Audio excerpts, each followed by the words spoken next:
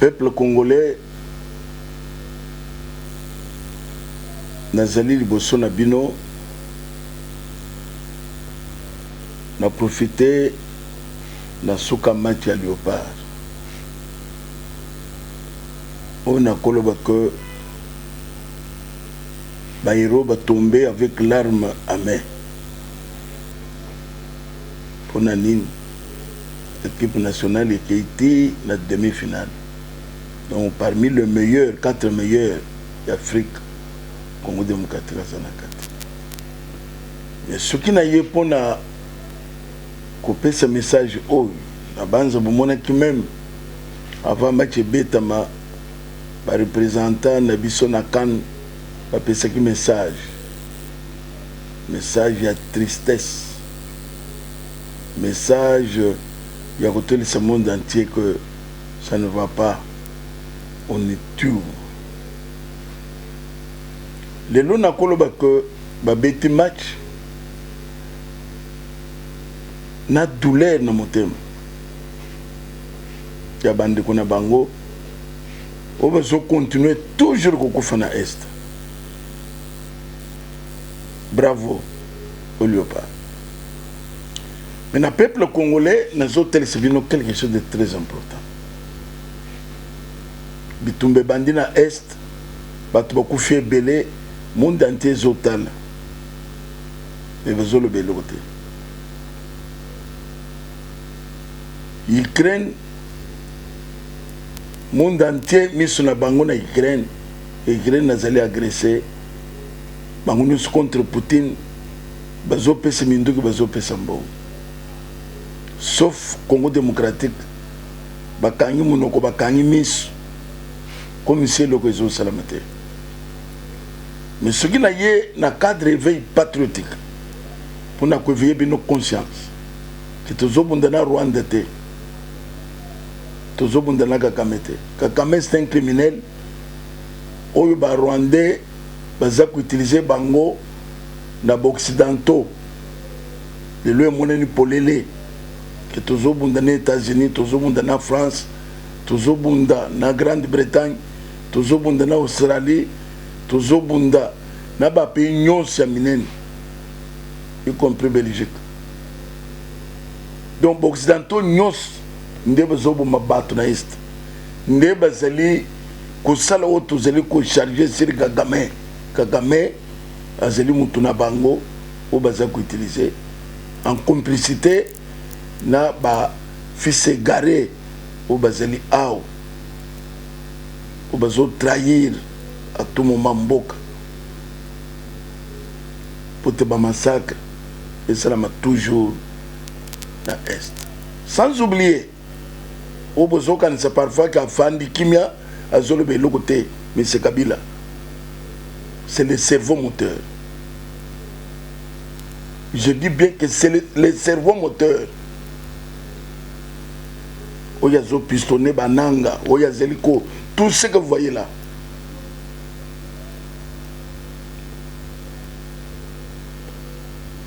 Nous sommes ce peuple congolais que tant et coquille, la poningonga au message nangai et comme le moutinons. Tango ekoki sikoyo lokole toso soli na ba tractation nyos occidentaux bazo sala pona ko contraindre Congo démocratique ayoka na ba rebelle mais bango bayoka na Ben Laden te Ben Laden tué tout ça ba komisa ke terroriste mais ba wo biso toujours considéré terroriste ba terroriste bango bazolo ba que il faut président de la République ayoka na bango ça nous disons non. Président de la République a coquille jamais engagé de l'OC, ni Rwanda, ni M23. Peuple congolais te mis en charge. Tu envahir Babalabal.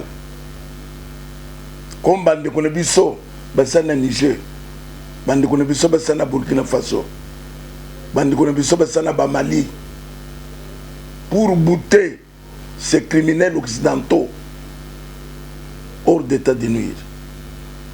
Pour ça, na bango ezali ya kokabola mboka parti ya est bazo yango bazo sala ko bazo pesa Rwanda mais basimbisi ye po ba minere bango ba exploiter ba futaka ye soki 2% soki 5% lokola basena Soudan plan na bango yangwana tokondima jamais ke mboka na biso bakabola ngona ba mindele bande kwa Niger m'envahir l'ambassade de France jusqu'à ce qu'ambassadeur Hakim Akei. Tant ils ont qu'au Sikoy, il y a tout envahir l'ambassade. Tout envahir Babalabal. Toujours la Lawan, toujours la Moukawan. Jusqu'à ce que la situation ait changé dans l'Est. Pour créer une ville morte, non seulement dans Kinshasa, 26 provinces. On a contraindre à Mindele Nyos, Balongo Loboko, dans Bokanabis. Dans le Sénégal, dernièrement, le président a changé de date de l'élection. Il y a quelques jours, réaction à Bango Zanin, 0. Gagama, c'est déjà 26 ans. Qu'on est démocratie, ça te. Bah, Mindele, bah, tout n'a que démocratie. Bazo, tout n'a été comment c'est 26 ans, c'est le mandat bon. Non. Démocratie, bah, Mindele, et ça n'a Congo démocratique. Démocratie Afrique, et ça Congo. Ça nous disons non. Dans le cadre de veille patriotique. Donc, ça, de façon que. Balabala nyons bakwe nyons ekozala mbayi tokosala ndenge bandeko basalaka na Algérie mpona kobengana badictateur bazaki na bango toenvahir babisika nyonso même représentation na bango ezali awa na Congo démocratique de façon que tout transmettre un message. Il y a que façon que nous disons non.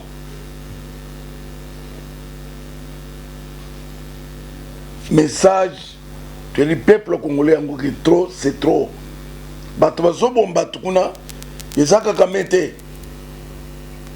Kakame c'est un criminel au besoin utilisé. On a condamné tous ont condamné les choses.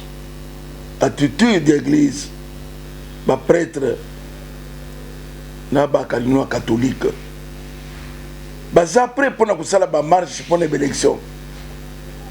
Sélection, élection, pensez bien, tu as ce peuple, tu as Nanzela. Mais les gens qui ont battu à l'Est, les catholiques ont maté pour que le peuple, tu as Nanzela. Nous condamnons ça. Et ça là-bas, protestants. Nous disons, dans le cadre de patriotique, vous avez un service, il y a Bapaya. Pour nous, puisque l'église n'a pas de Bapaya. Vous avez tous, c'est pour cela. Nous avons lancé un message. Dans l'église, il y a réveil. L'église, il y a des originaires autochtones, des kimangistes. L'église, il y a des Valong. L'église, il y a Bima. Baditalal. Il y a des églises, il y a des autochtones. Origine en Ouezaliao. Ils ont tiré origine na bapayete. Tous ont discerné binomi balé. Catholique na protestant. Puisque vous avez église à Bapaya. Mais Ngonge Koki. Tous ont lancé message à nos frères. Aux besoins catholiques. Aux besoins protestants. Bolanda politique à bas dirigeants. bozaba na mboka na tango signal ekopesama biso to na balabala toza na mboka moko comme dans le Congo démocratique. Et pour terminer, tous les chef de l'État Félix Antoine Tshisekedi Tshilombo, que le peuple congolais les asimanayo au ponami au komunda yo mon côté au komuna action ya peuple au yeko salama d'ici là pour nous faire comprendre les occidentaux que trop c'est trop peuple congolais le but non ce qui est causé le capé divorce dengue salim na ba pays ya l'ouest to ko sala yango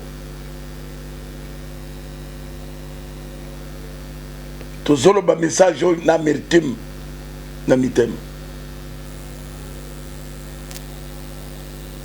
kolo oya sala ke Congo démocratique ezala attendre le boko pona kutia kimia pena ko batela président de la République démocratique du Congo. Merci.